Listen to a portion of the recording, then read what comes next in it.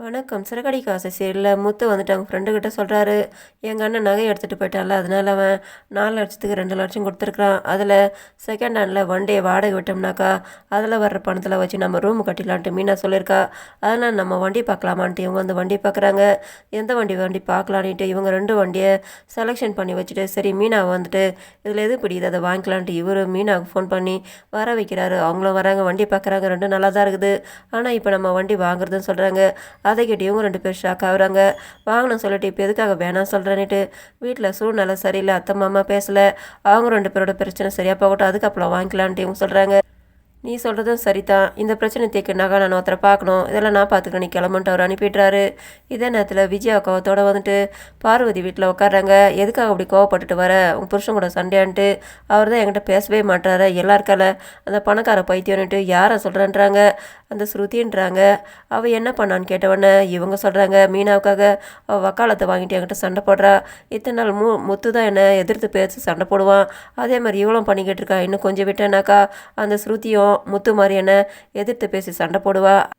ரோகிணி அவள் என்கிட்ட எப்படி மரியாதை நடந்துக்கிறானா, இவ கூட தான் இருக்கலான்னுட்டு அவளும் இருக்கலாம். அவள் நான் கூட்டிகிட்டு வந்த மருமக அவள் ரொம்ப மரியாதை நடந்துக்கிறா. ஆனால் இவளும் பணக்கார மட்டும் பொண்ணு தானே, அதனால தான் கொஞ்சம் கெத்தாக இருப்பான்ட்டு அதுக்காக மரியாதை இல்லாமல் எப்படியா பேசுறது, அவகிட்ட நான் சகஜமாக பேசுகிறேன். அதனால் அவளுக்கு மாமியாரோட அருமை தெரியல, அதனால் அவளுக்கு நான் மாமியார் யாருன்றதை காட்டுறேன், அவளை நான் கண்ட்ரோல் பண்ணி வைக்கணுன்ட்டு என்ன பண்ண போகிறேன்னு கேட்குறாங்க.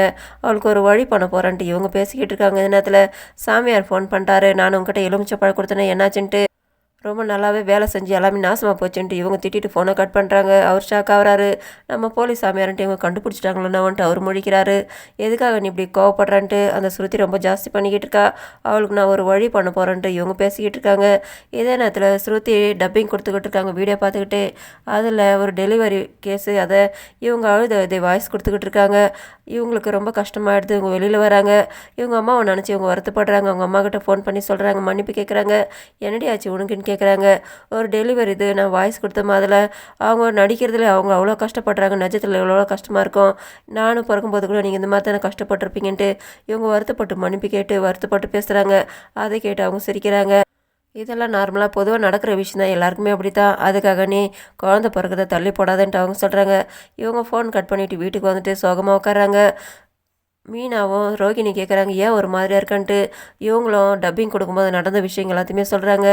அவங்க நடிக்கிறதுல எவ்வளோ கஷ்டப்படுறாங்கனாக்கா, அது குழந்த பிறக்கும்போது எவ்வளோ வலி இருக்குன்னுட்டு. ஆமாம், அது நடக்கிற விஷயம் தானே, எல்லாருமே குழந்த பிறந்தா வலி இருக்காமல இருக்குமான்ட்டு இங்கே இவங்க 2 பேர் சொல்லி பார்க்குறாங்க. இருந்தாலும் அவங்க அதை கஷ்டப்பட்டு பெருசுப்படுத்தி பேசுகிறாங்க ஸ்ருதி.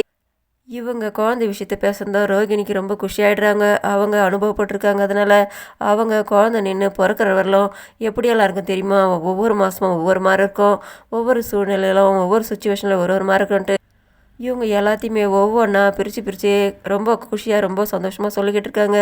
இவங்க என்ன அனுபவப்பட்டவங்க மாதிரி இவ்வளோ சந்தோஷமாக எல்லாத்தையும் விளக்கமாக சொல்லிக்கிட்டு இருக்காங்கன்ட்டு மீனாவும் ஸ்ருதியும் இவங்கள ஷாக் ஆகிட்டு கவனிச்சிக்கிட்டே இருக்காங்க. அதுக்கப்புறம் தான் இவங்க கவனிக்கிறாங்கன்றத உணர்வை தெரிஞ்சுக்கிட்டு இவங்க நிதானத்துக்கு வராங்க, இவங்க முழிக்கிறாங்க. ப்ரோமோல முத்து அவங்க அம்மா அப்பாவோட பிரச்சனை தீர்த்து வைக்கிறதுக்காக பாட்டியை வர வைக்கிறாரு வீட்டுக்கு. என்ன இப்போ தான் போனீங்க, திரும்ப வந்துட்டீங்களான்ட்டு பாட்டிக்கிட்ட வந்துட்டு விஜயா கேட்குறாங்க, ஏன் நான் வந்து உனக்கு பிடிக்கலான்ட்டு, இப்போ தான் போனீங்களே வந்துட்டீங்களான்ட்டு கேட்டேன்றாங்க. இதோட முடியுது. நன்றி, வணக்கம்.